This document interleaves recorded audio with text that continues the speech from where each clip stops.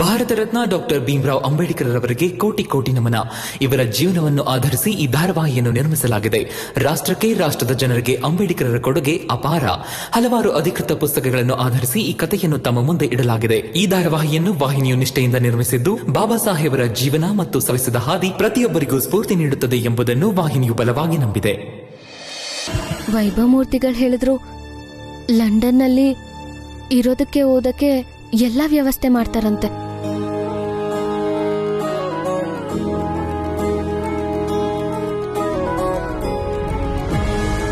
ಹಾಗೆ ಮುಂದೆ ಬರೋ ಪರೀಕ್ಷೆ ಮುಗಿದ್ಮೇಲೆ ಇವರು ಲಂಡನ್ನಲ್ಲಿ ಓದ್ ಮುಂದುವರಿಸ್ಬೇಕಂತೆ.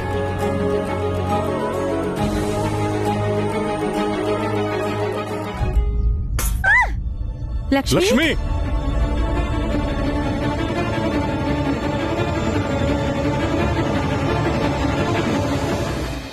ಏನಾಯ್ತು ಲಕ್ಷ್ಮಿ? ಲಂಡನ್ ಹೆಸರು ಕೇಳಿದ ತಕ್ಷಣ ಭೂಕಂಪ ಆಯ್ತಾ?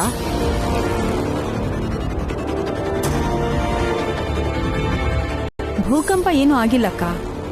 ಇವ್ರ ನಾಚಿಗೆಡ್ತನ ನೋಡಿ ಲಕ್ಷ್ಮಿಗೆ ಆಘಾತ ಆಗಿದೆ ಅಷ್ಟೇ. ಭೀಂಭಾವ, ನಿಮ್ಗೆ ಕಂಡೋರ್ ಮೇಲ್ ಭಾರ ಹಾಕೋದು ಅಂದ್ರೆ ತುಂಬಾ ಇಷ್ಟ ಅಲ್ವಾ? ಮೊದ್ಲು ನೀವು ನಮ್ಮನೆಯವ್ರ ಮೇಲೆಲ್ಲ ಭಾರ ಆಗಿದ್ರಿ, ಇವಾಗ ವೈಭವ್ ಮೂರ್ತಿಗಳ ಮೇಲೆ. ಬೆರಳ್ ತೋರ್ಸಿದ್ರೆ ಹಸ್ತಾನೆ ನುಂಗೋದು ಅನ್ನೋದು ಇದಕ್ಕೆ.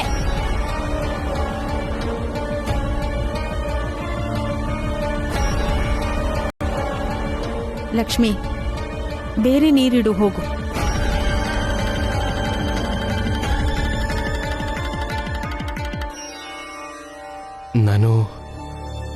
ನಾನು ಬೇಡ ಅಂತ ಹೇಳ್ದೆ ಅಪ್ಪ. ಆದ್ರೆ ನಾನೇ ಬಲವಂತ ಮಾಡಿ ಓದಿ ಅಂತ ಹೇಳಿದ್ದು. ಅಲ್ಲ, ಇದ್ರಲ್ಲಿ ಏನ್ ತಪ್ಪಿದೆ? ಇಲ್ಲೂ ಬೇರೆಯವ್ರ ಸಹಾಯದಿಂದಾನೇ ಅಲ್ವಾ ಬದುಕ್ತಿರೋದು. ಹಾಗೆ ಮಾವ, ನಾನು ಇದನ್ನೂ ಹೇಳಿದ್ದೀನಿ, ವೈಭವ್ ಮೂರ್ತಿಗಳು ಏನೆಲ್ಲ ಖರ್ಚು ಮಾಡ್ತಾರೋ ಅದನ್ನೆಲ್ಲ ಸಾಲ ಅನ್ಕೊಂಡ್ ತೀರಿಸ್ಬಿಡಿ ಅಂತ. ಹೌದಾ? ಇವತ್ತಿನ ತನಕ ಎಷ್ಟು ಸಾಲ ತೀರಿಸಿದ ನಿನ್ ಗಂಡ? ಮುಂದೆ ತೀರಿಸ್ತಾನಾ? ಈ ಲಂಡನ್ ಗಿಂಡನ್ನೆಲ್ಲ ಬಿಟ್ಟು ಕೆಲ್ಸ ನೋಡಕ್ ಹೇಳು. ಮತ್ತೆ ಪರೀಕ್ಷೆ ಬರ್ದು ಏನಪ್ಪ ಮಾಡ್ತೀಯಾ? ತಲೆಯಿಂದ ಈ ಓದು ಗೀದು ಎಲ್ಲಾ ಕಿತ್ ಹಾಕು. ಮನೆ ಬಗ್ಗೆನೂ ಸ್ವಲ್ಪ ಗಮನ ಕೊಡು. ಈಗ 1 ವರ್ಷ ಓದಿಲ್ಲಪ್ಪ ನೀನು, ಆದ್ರಿಂದ ಏನೂ ಆಗಿಲ್ವಲ್ಲ ನಿಂಗೆ? ಏನೋ ನೀನು ಒಂದು ಕೆಲಸ ಅಂತ ನೋಡ್ಕೊಂಡ್ರೆ 2 ಕಾಸು ಸಂಪಾದನೆನೂ ಆಗತ್ತೆ, ರಮಾನೂ ಚೆನ್ನಾಗಿರ್ತಾಳೆ. ಮತ್ತೆ ಓದ್ತೀನಿ ಅಂತ ಬಂದಿದ್ಯಾ ಅಂದ್ರೆ ಇನ್ನೇನೋ ಹೊಸ ತೊಂದರೆ ಕಾದಿದೆ.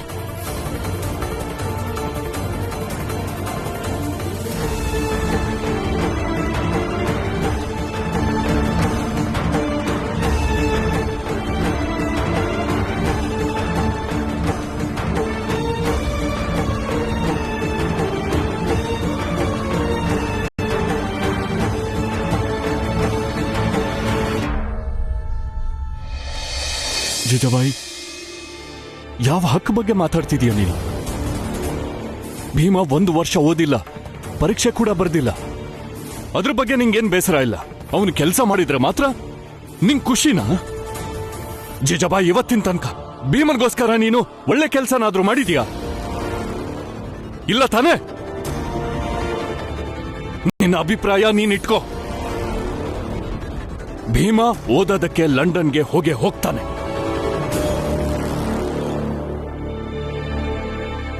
ಹೌದಪ್ಪ, ಭೀಮಂಗೆ ಲಂಡನ್ಗೆ ಹೋಗೋ ಅವಕಾಶ ಸಿಕ್ಕಿದ್ರೆ ಅವ್ನು ಖಂಡಿತ ಹೋಗ್ಬೇಕು. ವಾ, ಇದು ಮಾತು ಅಂದ್ರೆ! ಭೀಮಭಾವ ಲಂಡನ್ ಅಲ್ಲಿ ಓದ್ಲಿ, ಇಲ್ಲಿ ತಮ್ಮನ್ ಹೆಂಡತಿಗೆ ಅನ್ನ ಹಾಕಕ್ ನೀ ದುಡಿಯಕ್ ಶುರು ಮಾಡಿದಿರಲ್ಲ ಅಲ್ವಾ? ಲಕ್ಷ್ಮಿ, ದ್ವೇಷದಲ್ಲಿ ನಿನ್ ಕಣ್ ಮಂಜಾಗಿದೆ. ನಿನ್ಗೆ ಒಳ್ಳೆ ಮಾತಾಡೋ ಯೋಗ್ಯತೆ ಇಲ್ಲ ಅಂದ್ರೆ ಏನು ಮಾತಾಡದೆ ಸುಮ್ನೆ ಇರು. ಮನೆಯವ್ರಿಗೆ ನೋವು ಮಾಡದೆ ಪುಣ್ಯ ಕಟ್ಕೋ. ಸರಿ, ಕಳಿಸಿ. ಮತ್ತೆ ಕಳಿಸಿ ನಿಮ್ ತಮ್ಮನ ಲಂಡನ್ಗೆ. ಸಂಪಾದನೆಲ್ಲ ಕಂಡೋರ್ ಹೊಟ್ಟೆಗೆ ಹಾಕಿ. ನಮ್ಗೇನಂತೆ? ಹಸ್ವಲ್ ಸಾಯ್ತೀವಿ, ಭಿಕ್ಷೆ ಬೇಡಕ್ ಹೋಗ್ತೀವಿ. ಹಾ, ಮತ್ ಇವನ್ ಬೇರೆ ಪ್ರಚಂಡ್ ಮೂರ್ತಿಗಳನ್ನ ಎದುರು ಹಾಕೊಂಡಿದ್ದಾನೆ. ಅದಕ್ಕೆ ನಾವ್ ತಲೆ ಕೊಡೋಣ. ಇಲ್ಲಿ ಭೀಮ ತಪ್ಪು ಮಾಡ್ತಾ ಹೋಗ್ಲಿ, ನಾವ್ ಪ್ರಾಯಶ್ಚಿತ್ತ ಮಾಡ್ತಾ ಹೋಗೋಣ. ನಮ್ ಜೀವನ ಇರೋದೇ ಇಷ್ಟು, ಅದ್ರಲ್ಲಿ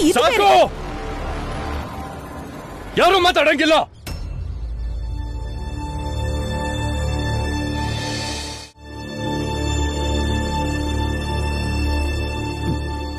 ಅಪ್ಪ ಏಟಾಗಿದೆ ನಿಮ್ಗೆ? ಯಾಕೆ ಎದ್ದೇಳ್ತೀರಾ? ನಂಗೇನೂ ಆಗಿಲ್ಲ. ನನ್ ಗಾಯ ವಾಸಿ ಆಗ್ತಾ ಇದೆ. ನಾನ್ ಕೇಳೋದೆಲ್ಲ ಕೇಳಿಸ್ಕೊಂಡಿದ್ದೀನಿ. ಇನ್ನೇನಾದ್ರೂ ಬಾಕಿ ಇದೆಯಾ?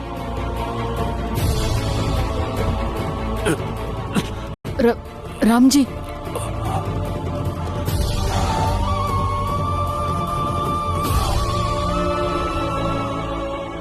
ನೋಡು ಭೀಮಾ, ನನಗೆ ನಂಬಿಕೆ ಇದೆ ನೀನೇನೇ ನಿರ್ಧಾರ ತಗೊಂಡ್ರು ಅದು ಸರಿಯಾಗಿರುತ್ತೆ ಅಂತ. ನಿಂಗೊಂದ್ ವೇಳೆ ಲಂಡನ್ಗೆ ಹೋಗಿ ಓದೋ ಅವಕಾಶ ಸಿಕ್ಕಿದ್ರೆ ಇದಕ್ಕಿಂತ ಒಳ್ಳೆ ವಿಷಯ ಏನಿದೆ ಹೇಳು?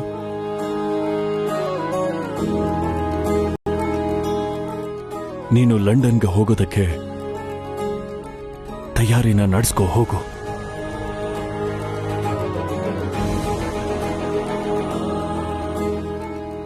ಇಲ್ಲೋಡು, ನಿನ್ನ ವಿದ್ಯಾಭ್ಯಾಸ ನಂಗೆ ಬಹಳ ಮುಖ್ಯ ಆಗುತ್ತೆ.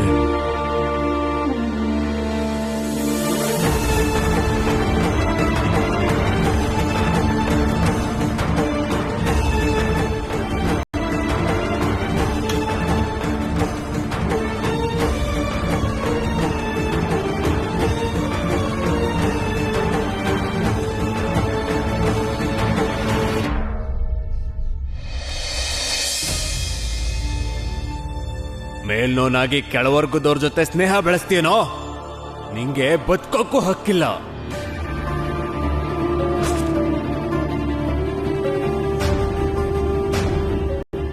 ಏನಾಯ್ತಣ್ಣ? ಕೊಲೆ ಗಿಲೆ ಮಾಡಿ ಬಂದ್ರ ಹೆಂಗೆ? ಇಲ್ಲ ಅಣ್ಣ, ನಾನ್ಯಾಕೆ ಕೊಲೆ ಮಾಡ್ಲಿ? ಮತ್ ನಿಮ್ಮನ್ನ ಯಾರಾದ್ರೂ ಕೊಲೆ ಮಾಡಕ್ ಬಂದ್ರ ಹೆಂಗೆ?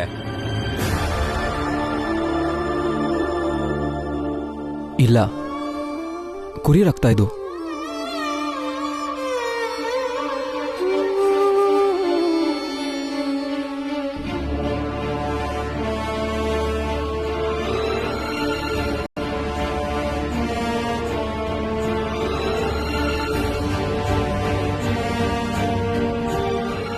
ಅಣ್ಣ, ಒಂದ್ ಚಹಾ ಕೊಡಿ.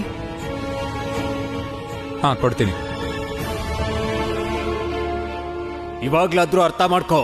ಮೊದ್ಲು ಆ ಕೆಳವರ್ಗದ ಭೀಮರಾವ್ ಸಹವಾಸನ ಬಿಟ್ಬಿಡು. ಇಲ್ಲ ಅಂದ್ರೆ ಮುಂದಿನ ಸಲ ಈ ರಕ್ತ ನಿಂದೆ ಆಗಿರುತ್ತೆ.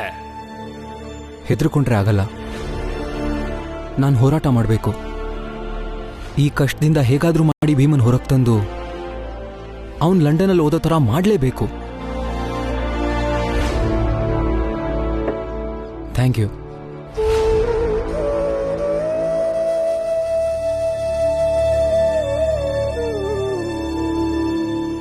ಇನ್ನೇನ್ ಯೋಚಿಸ್ತಿದ್ದೀರಾ? ಮಾವನು ಹೇಳಾಯ್ತಲ್ಲ. ಆಮೇಲೆ ಆನಂದಣ್ಣನೂ ಒಪ್ಪಿಗೆ ಕೊಟ್ರು ನೀವ್ ಲಂಡನ್ಗೆ ಹೋಗಿ ಓದೋದಕ್ಕೆ. ನಾನು ಒಪ್ಪಿಗೆ ಇದೆ ಅನ್ನಲ್ಲ. ಭೀಮಾ, ನನ್ಗೂ ಇದು ಒಳ್ಳೇದು ಅನ್ನಿಸ್ತಿದೆ. ನೀನ್ ಲಂಡನ್ಗೆ ಹೋಗಿ ಓದು. ಅತ್ತೆ, ನನ್ನ ಚಿಂತೆ ಏನು ಅಂದ್ರೆ, ನಾನು ಓದಕ್ಕೆ ಅಂತ ಲಂಡನ್ಗೆ ಹೋದ್ರೆ ಇಲ್ಲಿ ರಮಾ ಒಬ್ಳೇ ಆಗ್ತಾಳಲ್ವಾ? ಭೀಮಾ, ರಮನ್ ಬಗ್ಗೆ ಯೋಚನೆ ಮಾಡ್ಬೇಡ. ಅವಳಿಲ್ಲಿ ಒಬ್ಳೇ ಅಲ್ಲ. ನಾನ್ ಬದುಕಿರೋವರೆಗೂ ರಮಾಗೆ ಏನು ಆಗೋಕೆ ನಾನ್ ಬಿಡಲ್ಲ. ಅವಳ ಜೊತೆ ಯಾವಾಗ್ಲೂ ನಾನಿರ್ತೀನಿ. ನೀನ್ ಓದೋದ್ರ ಬಗ್ಗೆ ಯೋಚನೆ ಮಾಡು. ಖಂಡಿತ ಅತ್ತೆ, ಪರಿಸ್ಥಿತಿ ಕೂಡ್ ಬಂದ್ರೆ ನಾನು ಖಂಡಿತ ಹೋಗ್ತೀನಿ.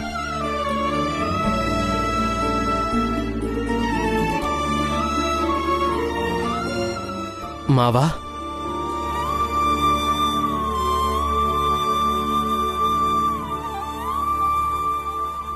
ನಿಮ್ ಹತ್ರ ಒಂದು ವಿಷಯ ಕೇಳಬೇಕಿತ್ತು. ಕೇಳು ಬೇಮ, ಪರವಾಗಿಲ್ಲ. ನೀನು ಲಂಡನ್ಗೆ ಹೋಗ್ಬೇಕಾ ಬೇಡವಾ ಅಂತ ಕೇಳೋದಕ್ಕೆ ಬಂದಿದ್ಯಾ? ನೀನು ಖಂಡಿತವಾಗ್ಲೂ ಹೋಗ್ಬೇಕು ಭೀಮಾ. ನಾನು ಕೇಳಕ್ ಬಂದಿದ್ದು ಅದನ್ನೆಲ್ಲ. ಅಪ್ಪ ನಿಜವಾಗ್ಲೂ ಬಿದ್ರ ಅಥವಾ ಅವರು ಸುಳ್ಳು ಹೇಳ್ತಾ ಇದ್ದಾರ?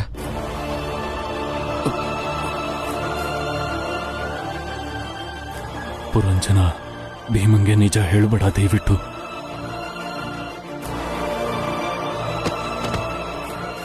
ಭೀಮಾ, ಈ ತರ ಪ್ರಶ್ನೆ ಯಾಕೆ ಕೇಳ್ತಾ ಇದೀಯ ನೀನು? ಯಾಕಂದ್ರೆ ಅಪ್ಪ ಒಂದ್ಸಲ ನಂಗೆ ಹೇಳಿದ್ರು, ತಂದೆ ಆದವನ್ಗೆ ವಯಸ್ಸಾಗಲ್ಲ ಅಂತ. ಆದ್ರೆ ಇವತ್ತು ಅವರೇ ನನಗೆ ವಯಸ್ಸಾಗೋಯ್ತು ಅಂತ ಹೇಳಿದ್ರು.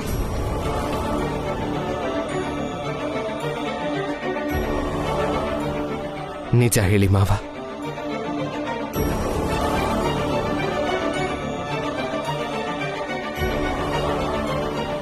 ನೋಡು ಭೀಮಾ, ನಿಮ್ಮಪ್ಪ ಹೇಳಲಿ ಅಥವಾ ಬಿಡ್ಲಿ, ಒಪ್ಕೊಳ್ಳಿ ಅಥವಾ ಬಿಡ್ಲಿ,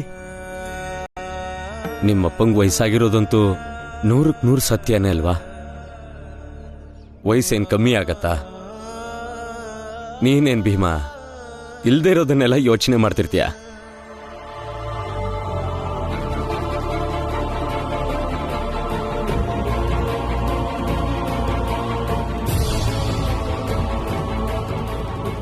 ಭೀಮಾ, ನಿನ್ನ ಕಣ್ಣು ಮುಂದೆ ನಾನು ಕ್ಷೀಣವಾಗಿ ಕುಗ್ಗೋದಕ್ಕಿಂತ ಮುಂಚೆ ಓದೋಕೆ ನೀನು ಎಲ್ಲಾದ್ರೂ ದೂರ ಹೋಗು ಭೀಮಾ.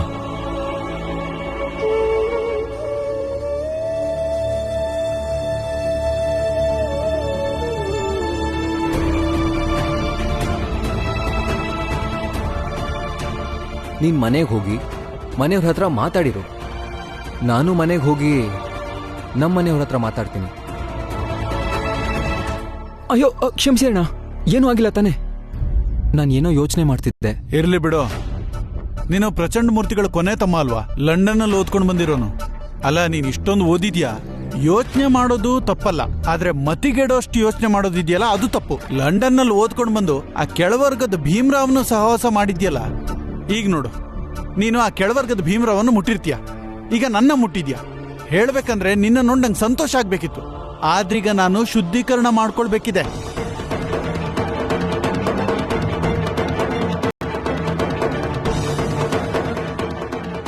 ಈ ಮಾತಿಗೆಲ್ಲ ನಾನು ಬೆಲೆ ಕೊಡಬಾರ್ದು ವೈಭವ. ಮುಂದೆ ಹೋಗೋದ್ರ ಬಗ್ಗೆ ಯೋಚಿಸ್ಬೇಕು, ಅಣ್ಣನ ಹತ್ರ ಮಾತಾಡ್ಲೇಬೇಕು. ರೀ, ಇಲ್ಲಿ ನೋಡಿ, ನಾನು ಇಲ್ಲಿವರೆಗೂ ಏನೇ ಹೇಳಿದ್ರು ನೀವು ಯಾವತ್ತೂ ನನ್ನ ಮಾತನ್ನ ಕೇಳಲಿಲ್ಲ. ಆದರೆ ಇವತ್ತು ಒಂದಿನ ನನ್ನ ಮಾತು ಕೇಳಿ. ಓಹೋ, ಏನ್ ಹೇಳು? ರೀ, ಅದು ನೀವು ನರೋತ್ತಮ ಜೋಶಿ ಜೊತೆ ಸೇರ್ಕೊಂಡು ವೈಭವಂಗ್ ಮಾಡ್ತಿರೋದು ನಂಗೆ ಯಾಕೋ ಸರಿ ಕಾಣ್ತಿಲ್ಲ ರೀ. ನಿನ್ ಮಾತ್ನ ಈ ಸಲ ಕೇಳ್ತೀನಿ, ಹೌದು. ಆದ್ರೆ ಅದಕ್ ಮೊದಲು ಒಂದ್ ಕೆಲ್ಸ ಮಾಡು. ಹೇಳಿ. ನೀನು ನಿನಗ್ ನೀನೇ ದಡ್ಡಿ ಅಂತ 5 ಸಲ ಹೇಳ್ಕೋ.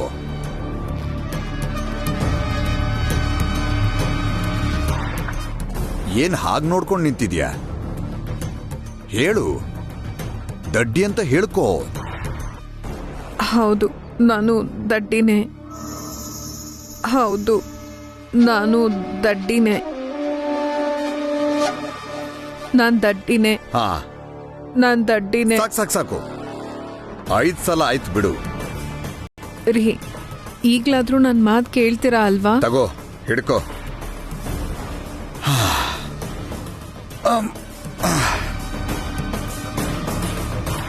ತನಗ್ ತಾನೇ ದಡ್ಡಿ ಅಂತ ಹೇಳ್ಕೊಳ್ಳೋಳ ಹತ್ರ ನನಗೇನ್ ಮಾತು? ನಾನ್ಯಾಕೆ ಅವಳು ಮಾತು ಕೇಳಲಿ? ಹೋಗೊಳಗೆ, ಹೋಳಿಗೆ ಮಾಡಿ ಹೋಗು. ಹೋಗೋ ಅಣ್ಣ.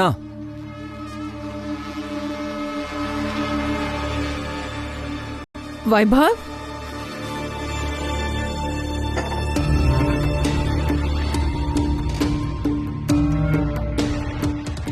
ವೈಭವ್, ಏನಿ ರಕ್ತ ಇಲ್ಲ? ಏನಾಯ್ತು ನಿನ್ಗೆ? ಏನಿ ರಕ್ತ ಇಲ್ಲ? ನಿನ್ಗೇನಾಗಿಲ್ಲ ತಾನೆ? ನಂಗೇನೂ ಆಗಿಲ್ಲ ಅಣ್ಣ. ನಿಮ್ಮ ಹತ್ರ ಸ್ವಲ್ಪ ಮಾತಾಡ್ಬೇಕಿತ್ತು. ಹೇಳು. ದಯವಿಟ್ಟು ನೀವು ನನ್ನ ಪಾಲಿನ ಆಸ್ತಿ ಕೊಡಿ. ಕುಡ್ದು ಗಿಡ್ದು ಬಂದಿದ್ಯಾ ಹೆಂಗೆ? ನನ್ನ ಪಾಲಿನ ಆಸ್ತಿ ನನಗೆ ಬೇಕು. ನಾನು ಲಂಡನ್ಗೆ ಹೋಗ್ತಿದ್ದೀನಿ, ನಿಮ್ಮಿಂದ ದೂರ ಹೋಗ್ತೀನಿ. ಈ ಸರ್ತಿ ಲಂಡನ್ಗೆ ಹೋದ್ರೆ ನಾನು ಮತ್ತೆ ವಾಪಸ್ ಇಲ್ಲಿಗೆ ಬರಲ್ಲ. I promise. ಇಲ್ಲಿಯವರೆಗೂ ನೀನ್ ಏನೇ ಕೇಳಿದ್ರು ನಾವ್ ಯಾವತ್ತೂ ಆಗಲ್ಲ ಅಂದಿಲ್ಲ. ಆದ್ರೀಗ ಈ ಆಸ್ತಿ ಪಾಲು ಯಾಕೆ?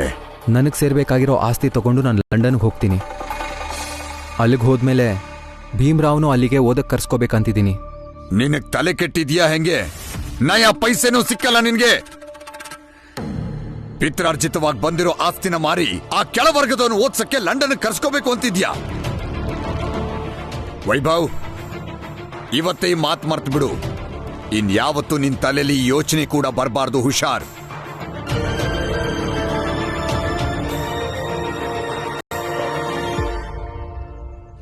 ಅಣ್ಣ, ನಾನು ತುಂಬಾ ಒತ್ತಡದಲ್ಲಿದ್ದೀನಿ. ಇದನ್ನೆಲ್ಲ ನನ್ನ ಕೈಲಿ ಸಹಿಸ್ಕೊಳಕ್ ಆಗ್ತಿಲ್ಲ. ಪ್ಲೀಸ್, ನನಗೆ ಸೇರ್ಬೇಕಾಗಿರೋ ಆಸ್ತಿ ನನ್ಗೆ ಕೊಟ್ಬಿಡಿ. ನಾನು ಲಂಡನ್ಗೆ ಹೊರಟ್ಬಿಡ್ತೀನಿ. ಲಂಡನ್ಗೆ ನಾನು ಹೋದ್ಮೇಲೆ ಭೀಮನು ನನ್ನ ಜೊತೆ ಎಲ್ಲ ಕರ್ಸ್ಕೋತೀನಿ. ನಿಮ್ಮ ವ್ಯವಸ್ಥೆಯಲ್ಲಿ ನೀವು ಬದುಕೋಬಹುದು. ನಿಮ್ಮನ್ನಿಲ್ಲಿ ತಡೆಯಕ್ಕೆ ನಾನು ಇರಲ್ಲ, ಭೀಮನೂ ಇರಲ್ಲ. ಪ್ಲೀಸ್. ಆ ಕೆಳವರ್ಗದ ಭೀಮ್ರಾವ್ ಲಂಡನ್ಗೆ ಹೋಗ್ತಾನ? ತಲೆ ಮೇಲ್ ತಲೆ ಬಿದ್ರು ಇಬ್ರು ಒಟ್ಟಿಗೆ ಲಂಡನ್ಗೆ ಹೋಗೋದಕ್ಕೆ ನಾನು ಬಿಡಲ್ಲ. ಅವಶ್ಯಕತೆ ಬಿದ್ರೆ ಆ ಭೀಮ್ರಾವ್ನ ನಾನೇ ಕತ್ತಿಡ್ದು ಸಾಯಿಸಿದ್ರು ಸರಿ. ರಮಾ, ನಾನು ಕೇಲಸ್ಕರ್ ಗುರುಗಳ ಹತ್ರ ಹೋಗಿ ಬರ್ತೀನಿ. ಲಂಡನ್ ಹೋಗೋದಕ್ಕೆ ಏನೇನು ತಯಾರಿ ಮಾಡಬೇಕು ಅದನ್ನು ಕೇಳ್ಕೊಂಬರ್ತೀನಿ. ಹಾಗೆ ಬರ್ತಾ ಪಾಲಿಕೆ ಆಫೀಸ್ ಕಡೆ ಹೋಗಿ ಬರ್ತೀನಿ. ಅಲ್ಲಿರೋ ಅಧಿಕಾರಿಗಳ ಹತ್ರ ಮನವಿ ಮಾಡಿ ಬರ್ತೀನಿ. ನನ್ನ ಕೆಲಸ ಏನಾದರೂ ಅಪ್ಪಂಗೆ ಕೊಡಬಹುದಾ ಅಂತ. ಈ ಕಸ ಗುಡ್ಸೋ ಕೆಲಸನ ಅಪ್ಪ ಮಾಡೋದು ನಂಗೊಂಚೂರು ಇಷ್ಟ ಇಲ್ಲ. ಆದರೆ ನಾನು ಇಲ್ಲಿಂದ ಹೋದ್ಮೇಲೆ ಅಪ್ಪ ಸಂಪಾದನೆ ಮಾಡೋಕ್ಕೆ ಯಾವುದೋ ಒಂದು ದಾರಿ ಹುಡುಕ್ತಾರೆ. ಎಲ್ಲೋ ಹುಡ್ಕೊಂಡು ಹೋಗೋದಕ್ಕಿಂತ ಈ ಕೆಲಸ ವಾಸಿ ಅಲ್ವಾ? ನಿನಗೇನನ್ಸುತ್ತೆ?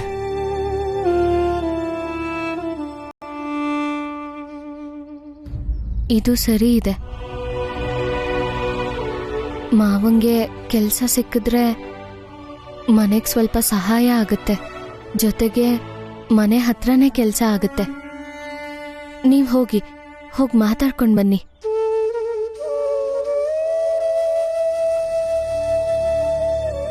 ಏನಾಯ್ತು ರಮ್ಮ? ಏನಿಲ್ಲ.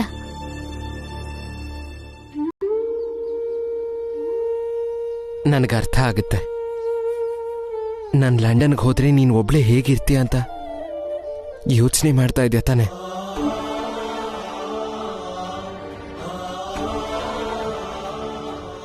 ನಾನು ಅಲ್ಲಿ ಒಬ್ಬಂಟೀನಿ ರಮ್ಮ.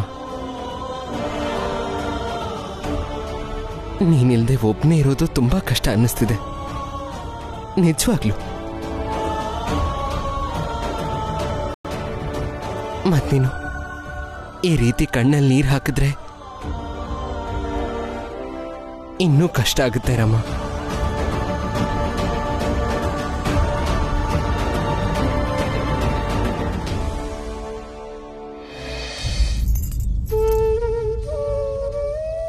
ಇನ್ಮೇಲೆ ಕಣ್ಣೀರ್ ಹಾಕಲ್ಲ.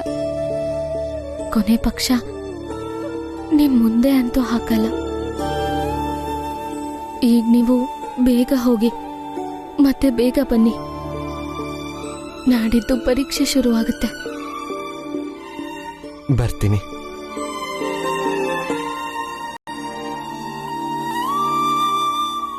ವೈಭವ್, ಮೊದಲು ನಿಂತ್ಕೋ. ನೀನ್ ಹೀಗೆ ಹಿರಿಯಣ್ಣನ ಮುಂದೆ ಮಂಡಿಯೂರಿನ ಮಾತ್ರಕ್ಕೆ ನಿಮ್ಮ ಅಣ್ಣ ಆ ಕೆಳವರ್ಗದವನ್ನ ಲಂಡನ್ನಿಗೆ ಕಳಿಸಲ್ಲ. ತಪ್ಪು ಕಲ್ಪನೆ ಇಟ್ಕೋಬೇಡ. ಅಣ್ಣ, ನನಗೆ ಸೇರ್ಬೇಕಾಗಿರೋ ಆಸ್ತಿ ನೀವು ಕೊಡೋ ತನಕ ನಾನು ಎಲ್ಗೂ ಹೋಗ್ದೇನೆ ಇಲ್ಲೇ ನಿಮ್ಮ ಪಾದದ ಹತ್ರ ಮಂಡಿಯೂರೇ ಕೂತಿರ್ತೀನಿ. ವೈಭವ್, ನೀನ್ ಎದ್ದೇಳು ಮೇಲೆ. ಬಾಯ್ಮುಚ್ಚು ಮೂರ್ಖ ಹೆಂಗ್ಸೆ, ಹಿಂದೆ ನಿಂತ್ಕೋ. ಇವನೀಗ ಅಶುದ್ಧವಾಗಿದ್ದಾನೆ. ಇವನೀಗ ಕೆಳವರ್ಗದವನು. ಮುಟ್ಟಿದ್ರು ಪಾಪ ಸುತ್ಕೊಳ್ಳುತ್ತೆ. ಇದೇ ತಾನೇ ಬೇಕಿದ್ದು ಇವನಿಗೆ. ಇದೇ ಸರಿ. ಇವನ್ ಯಾರನ್ನ ತಬ್ಬಿ ಹಿಡ್ಕೊಂಡಿದ್ನೋ ಅವ್ರ ತರನೇ ಮಂಡಿಯೂರಿ ಕೂತಿರ್ಲಿ ಬಿಡು ನಮ್ಮ ಮುಂದೆ. ವೈಭವ ಮೂರ್ತಿ,